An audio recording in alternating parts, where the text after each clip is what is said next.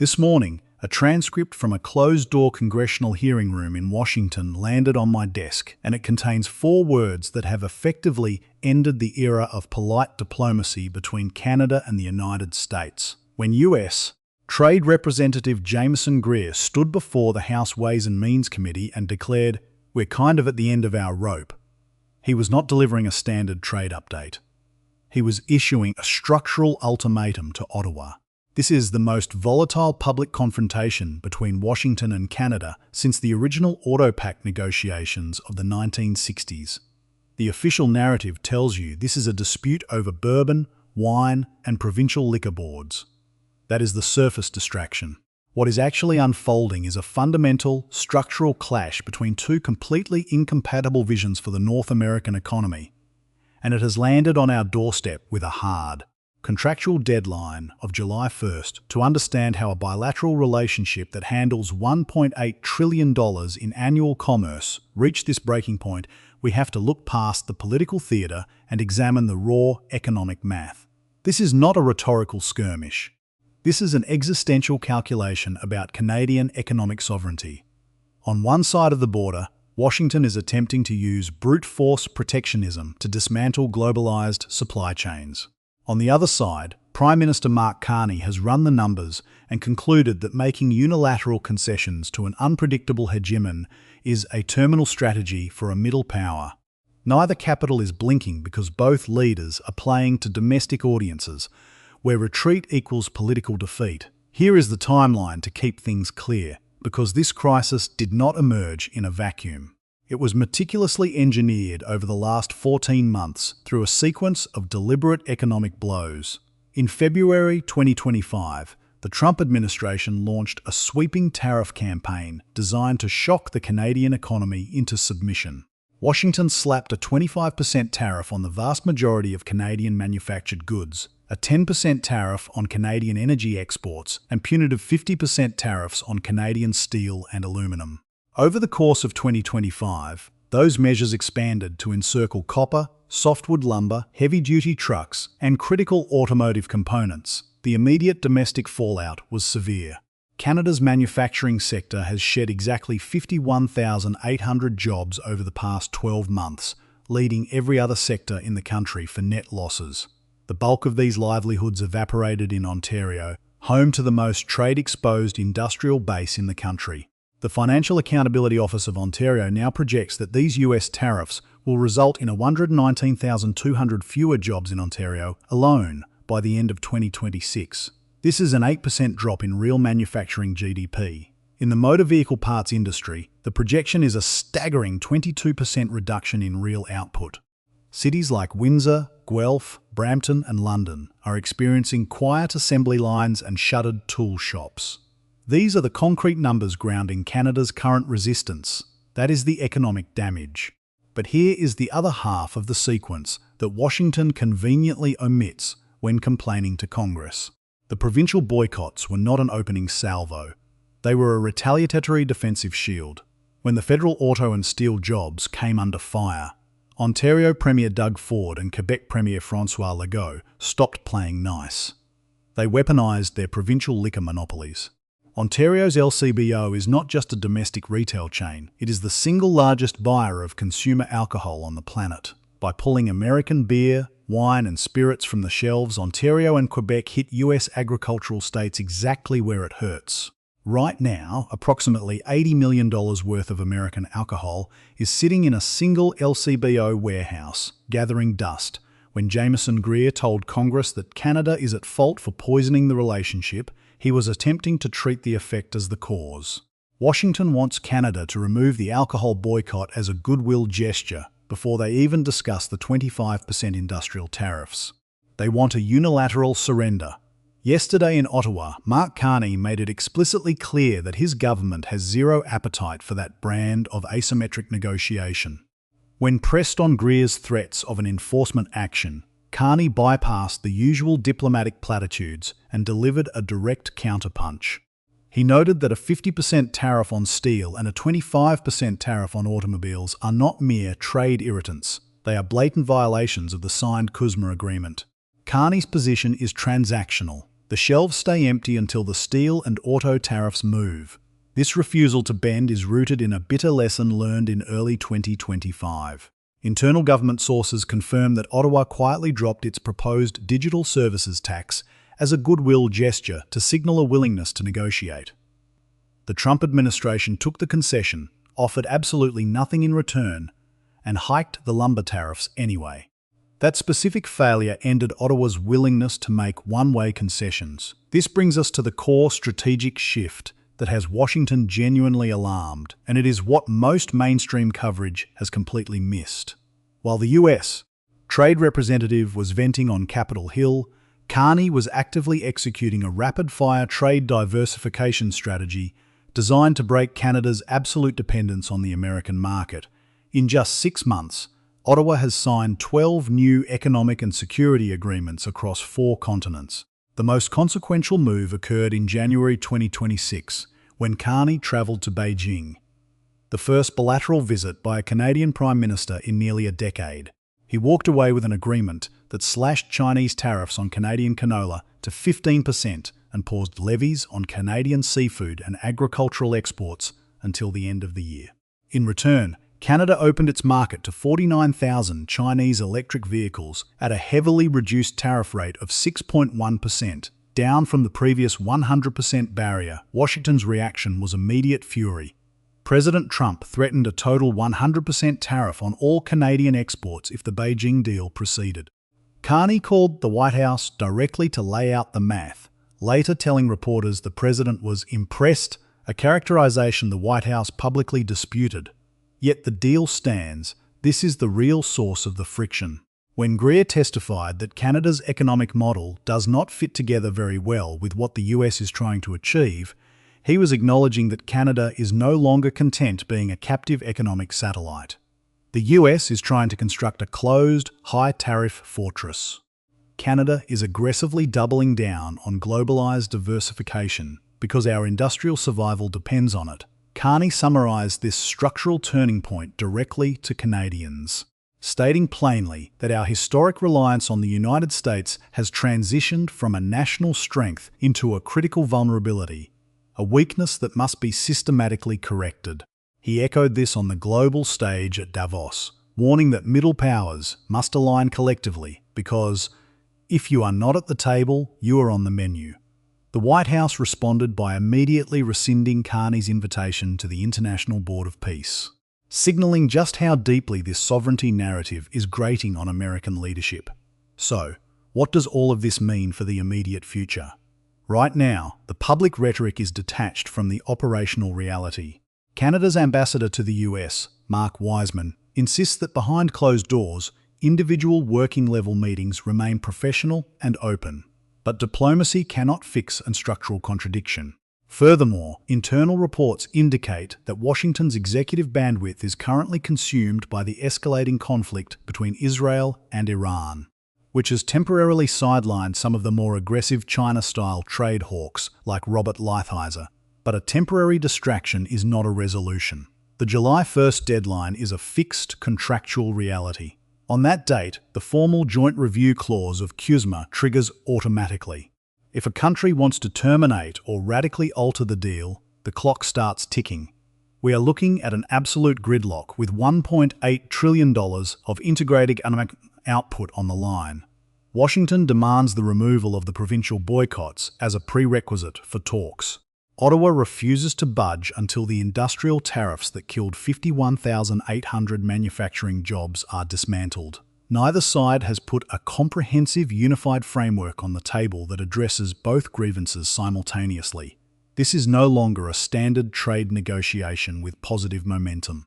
This is a high-stakes economic standoff with an absolute unyielding deadline. Both nations have drawn lines in the sand, and the structural integrity of the North American supply chain is caught directly in the crossfire. But the most consequential question remains unanswered. If Washington decides to move from verbal threats to an actual, formal economic enforcement action before July 1st, what is Canada's real breaking point? To answer that question, we have to look directly at the hidden plumbing of the Canada-China trade agreement signed in Beijing. The breaking point for Washington is not the abstract idea of Canada diversifying its trade. It is the exact mathematical architecture of the concessions Ottawa just granted to America's primary geopolitical rival. When the Trump administration threatened a comprehensive 100% tariff wall on Canadian exports, it was reacting to a cold tactical maneuver by Mark Carney's government. Ottawa didn't just sign a routine agricultural agreement. They traded a piece of North America's integrated automotive ecosystem in exchange for immediate domestic economic stabilization. This is the deal structure that mainstream analysts have failed to dissect. And its components reveal exactly why Jameson Greer told Congress that Canada's economic model is fundamentally incompatible with America's closed fortress vision. First, let us look at the agricultural mechanisms that stabilized Canada's prairie economy. In the initial phase of the trade war, US tariffs on Canadian energy and industrial products threatened to plunge Western Canada into an immediate recession. Carney countered by using his January trip to Beijing to secure a massive structural exit ramp for Canadian growers. Under the strict terms of the text, China agreed to immediately slash its import duties on Canadian canola down to a baseline of 15%. Simultaneously, Beijing issued complete tariff exemptions on Canadian lobsters, crab, and peas. The strategic timeline here is critical. These specific agricultural exemptions are locked in legally until at least December 31, 2026. This move immediately insulated Canadian agribusiness from the worst-case US tariff scenarios, generating billions in alternative revenue, while US farm states remained locked out of those exact same lucrative markets due to Washington's own ongoing disputes with Beijing. Second, we must examine what Canada surrendered to secure those agricultural concessions, because this is where the strategic math gets dangerous for Washington. In a direct quid pro quo transaction, Carney agreed to allow exactly 49,000 Chinese-manufactured electric vehicles into the Canadian consumer market. But the real flashpoint is the pricing mechanism. Ottawa deliberately slashed its import tariff on these specific Chinese vehicles from a prohibitive American-aligned 100% down to a nominal rate of just 6.1%. Think about what that specific number signifies.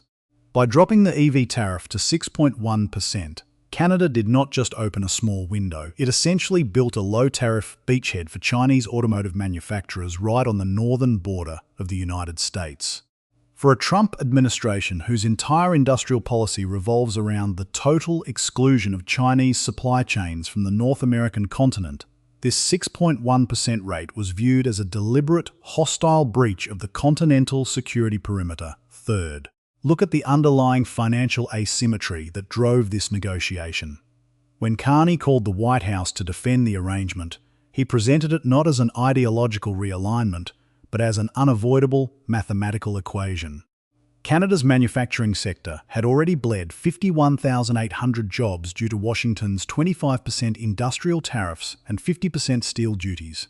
The provincial liquor boards were holding $80 million in American spirits hostage, but that macro retaliation wasn't enough to force a US retreat. Carney's internal team calculated that the 49,000 Chinese electric vehicles represented less than 3% of total annual Canadian auto sales. A controlled disruption, but the agricultural lifeline secured in return protected an export base worth tens of billions to the Canadian economy. Carney told the president that Canada would not sacrifice its domestic stability to protect an American trade framework that was actively dismantled by Washington's own unilateral tariffs. That is the internal logic. But here is the other half of the strategy that explains why this deal architecture has pushed the bilateral relationship to the brink of collapse. This deal was never meant to be a permanent alliance with Beijing.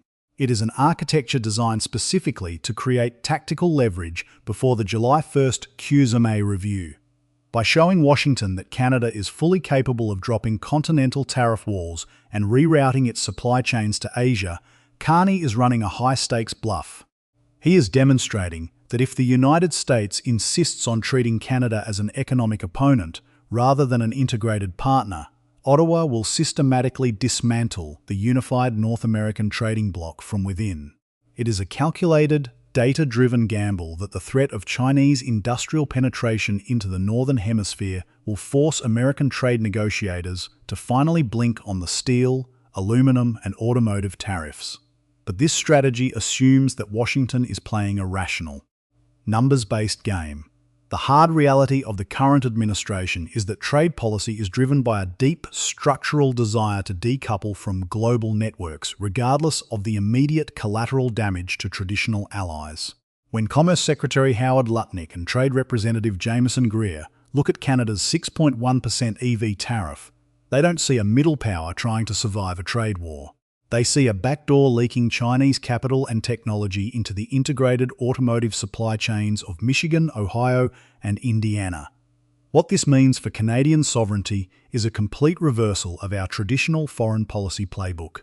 For 3 decades, Ottawa's primary strategic objective was to maintain absolute alignment with Washington to secure frictionless access to the American market. The architecture of the Beijing deal signals that this era is dead. Carney's government has explicitly acknowledged that under the current global reality, absolute dependency on a single protectionist partner is a structural vulnerability that can be weaponized against us at any moment. By signing agreements across 4 continents in less than 6 months, Canada is trying to build a diversified financial shield before the contractual triggers of the July 1st review are officially pulled. But as the clock counts down the remaining weeks, the danger of this architecture is becoming clear. Canada has used its regulatory autonomy to invite American adversaries into the continental economy, and Washington has responded by signalling that they are at the end of their rope. The tactical leverage Carney sought may have instead triggered a permanent structural fracture. This brings us back to the immediate standoff on Capitol Hill and Parliament Hill. The United States has made the total elimination of Canada's independent trade deviations an absolute prerequisite for entering formal CUSMA renegotiations. Ottawa has countered by locking in its diversification agreements and holding the line on provincial boycotts. The supply chains that physically connect our 2 economies are being squeezed by both capitals, and neither side has provided a blueprint for an acceptable compromise. The stage is now set for a structural collision. The components of the Beijing deal are locked in, the 51,800 lost manufacturing jobs remain empty, and the July 1st deadline is approaching with absolute certainty. But as both administrations prepare for the formal review, the ultimate point of failure isn't found in the trade statistics or the tariff schedules. It lies in a completely unhedged operational risk that neither capital has openly acknowledged. The strategic architecture of the Beijing Agreement demonstrates that Canada is no longer negotiating a standard trade dispute, but actively managing a structural divorce from absolute continental dependency. By using a nominal 6.1% electric vehicle tariff to anchor alternative global trade corridors, Mark Carney's government has chosen short-term friction with Washington over the long-term risk of a captured domestic economy. When we zoom out to the broader geopolitical landscape, the implications of this standoff extend far beyond empty liquor store shelves in Ontario or assembly lines in Windsor. It signals the definitive end of the post-Cold War trade consensus between Ottawa and Washington. For 3 decades, the bilateral relationship operated on a foundational assumption: absolute economic integration backed by shared democratic values. That era has been replaced by a transactional, zero-sum paradigm. Washington now views Canada's geographic proximity and integrated supply chains not as a mutual asset, but as an operational vulnerability that must be strictly monitored and enclosed within a high-tariff perimeter. This friction is creating a massive realignment within global alliances, forcing middle powers to adapt to a world where multilateral frameworks no longer guarantee security. Carney's aggressive push to sign 12 economic and security agreements across 4 continents in just 6 months is the blueprint for this new reality. Canada is actively positioning itself as an alternative partner for advanced economies that are similarly wary of Washington's unpredictable industrial mandates. This diversification strategy is intentionally building a series of overlapping commercial alliances with nations that remain committed to open, rules-based globalization, effectively creating a diplomatic counterweight to American protectionism. Prime Minister of Canada, Premier Ministre du Canada. The structural impact is already hitting critical sectors, most notably energy and continental defence. For decades, the United States relied on Canada as its most stable, secure source of crude oil, electricity, and critical minerals, treating the northern border as an unhedged domestic supply line. By imposing a 10% tariff on Canadian energy exports, Washington has effectively incentivized Ottawa to accelerate infrastructure projects aimed at routing these critical resources toward European and Asian markets. In the defense sector, the tension is threatening decades of co-development under the North American Aerospace Defense Command. As Ottawa aligns closer with European-led initiatives like ReArm Europe to reinforce its strategic autonomy, the seamless integration of continental defense procurement is facing unprecedented bureaucratic and political friction. The contrast with the pre-Trump era could not be more stark. In the previous decades of the North American Free Trade Agreement, disputes over softwood lumber or dairy quotas were treated as isolated regulatory friction, technical disagreements to be quietly resolved through formalized, multi-year arbitration panels while macro commerce continued uninterrupted. Today, the United States Trade Representative openly frames trade disputes as fundamental civilizational incompatibilities under oath on Capitol Hill. The institutional safety valves that once stabilized the relationship have been dismantled, leaving the world's largest bilateral trading partnership exposed to the personal whims and shifting priorities of the executive branch in Washington. This structural divergence is rapidly accelerating toward the next critical juncture: the formal activation of the CUSMA Joint Review Clause on July 1st. This date represents a hard, contractual threshold where both capitals must officially state their intent to extend, renegotiate, or trigger the systematic winding down of the Continental Trade Pact. The Trump administration has made it clear that they intend to use this deadline to demand the total reversal of Canada's independent global agreements as a non-negotiable condition for maintaining any semblance of free trade. Ottawa has responded by locking in its alternative supply lines and reinforcing its domestic manufacturing defences through the One Canadian Economy Act. Prime Minister of Canada, the clock is running out on the old North American order, and neither capital has built an exit ramp from this escalating standoff. The July 1st trigger will force a definitive choice that cannot be deflected by diplomatic boilerplate or temporary political distractions. If Washington executes its threatened enforcement actions and Canada refuses to abandon its hard-won global diversification, we will witness the permanent fragmentation of the integrated continental economy. The coming weeks will decide whether Canada successfully asserts its sovereign industrial future, or whether the economic gravity of the American market